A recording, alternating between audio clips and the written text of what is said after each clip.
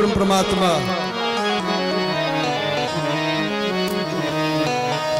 और असुरों का विनाश करते ऐसा क्यों?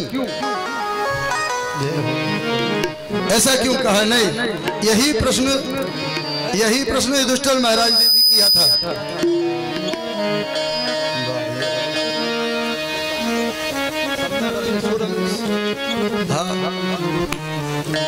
यही प्रश्न महाराज युधिष्ठिर ने नारद जी से किया था। उस समय उन्होंने बताया था कि व्यक्ति अपने ही कर्म से, और कर्मणा जायते जंतु कर्मणे विलीयते सुखम दुखम भयम छेवम कर्मणैवाभि पद्यते। कौ न काउ सुख दुख कर दाता निज कत कर्म भोग सब भ्राता।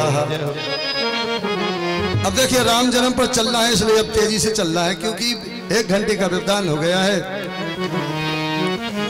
तो नारद जी ने युधिष्ठिर को बताया था कि नहीं, परमात्मा किसी का वध नहीं करता है, परमात्मा उद्धार करता है।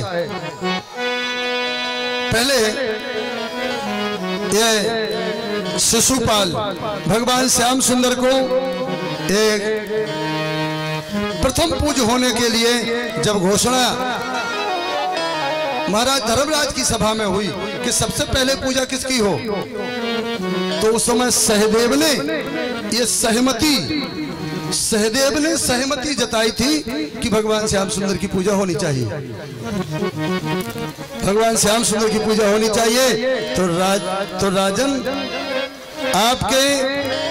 आपके पितामह पूजन के लिए तैयार हुए, तो उस समय शिशुपाल ने बहुत विरोध किया था भगवान श्याम सुंदर की। देखिए, आप कह रहे हैं कि भगवान किसी का वध क्यों करते हैं, राक्षसों का और देवताओं का संग क्यों करते हैं। उस समय हमारे श्याम सुंदर ने जब शिशुपाल ने गालियां दी और 101 गाली जब दी, तो उस समय भगवान श्याम सुंदर ने अपने सुदर्शन चक्र से शिशुपाल का वध कर दिया था।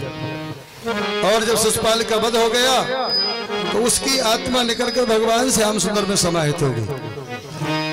तो भगवान वध नहीं बल्कि उद्धार करते हैं। तो कहा, महाराज ये शिशुपाल और दंतवक्र थे कौन? कहा, ये जय विजय के अवतार होते हैं। पहले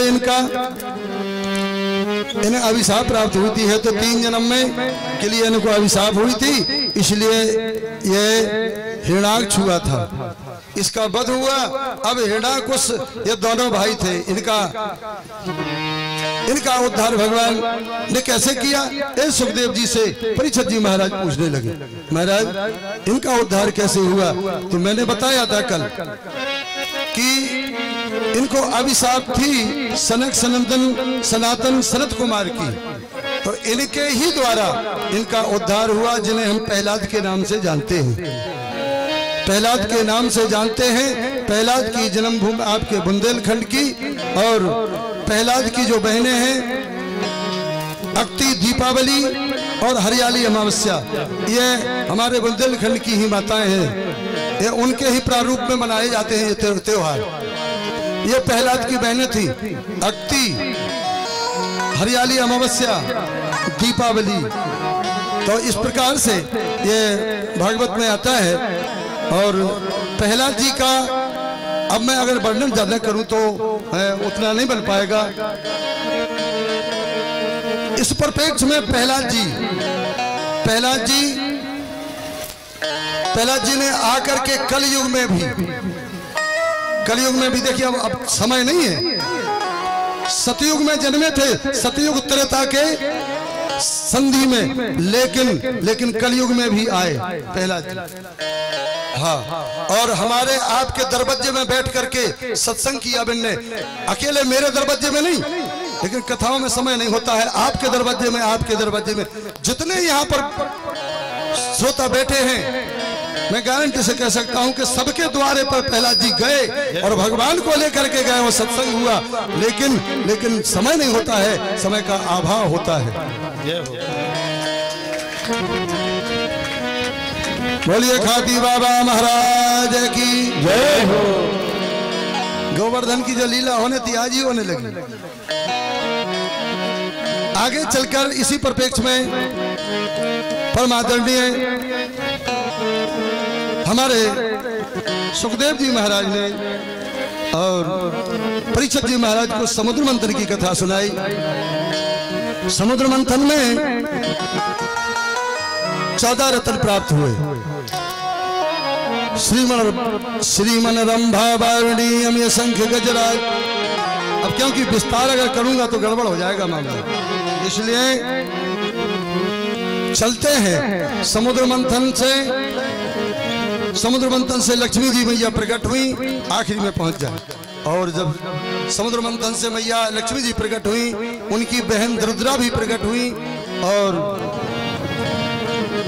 दरुद्रा जी जब प्रकट हुई, लक्ष्मी जी प्रकट हुई, तो पहले दरुद्रा की शादी हो गई और बाद में लक्ष्मी जी को भगवान ने ग्रहण कर लिया।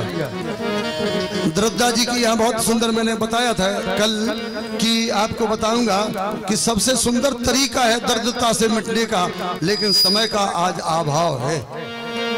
केवल शनिवार के दिन इतना बताता चलूं माताएं बहनों को कि शनिवार के दिन और पीपल के वृक्ष के नीचे आप जाएं और दीपक जला करके और उनको भोग प्रसाद लगाएं पीपल वृक्ष को, और उनको भेंट करें, क्योंकि उसके भेंट करने से दरिद्रता दूर होती है। अब ज्यादा विस्तार नहीं करूंगा।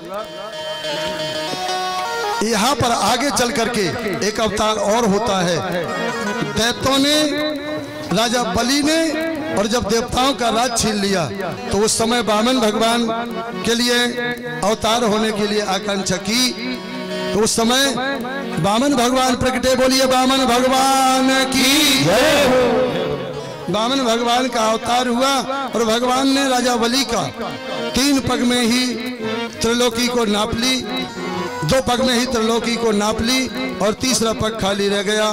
तो उस समय वामन भगवान ने राजा के सर पर अपना पैर रखा और 3 पग पूरे किए और राजा बलि को पाताल का राज दिया। पाताल के राज्य में स्थापित करके राजा बलि को आप खुद चौकीदार बने। माता लक्ष्मी जी उनको दोबारा ले आई। इसके बाद में सूर्यवंश की कथा आती है। महाराज नारायण से कमल का फूल और कमल के फूल से ब्रह्मा जी, और ब्रह्मा जी से महाराज हाँ तीसरी पीढ़ी पर सूर्य, और सूर्यवंश यहाँ से शुभारंभ होता है। और आगे चल करके उसी सूर्यवंश में महाराज रघु का जन्म होता है। अब वो तो मजबूरी है, देखिए भाई मजबूरी है। और अब माताएं बहनें को भी दिक्कत हो रही होगी कि कैसे कृष्ण जन्म हो, कैसे राम जन्म हो। तो अब अपना हाँ ठीक है, नहीं कोई दिक्कत नहीं है, आराम से जाइएगा बस, क्योंकि मौसम साथ नहीं दे रहा है।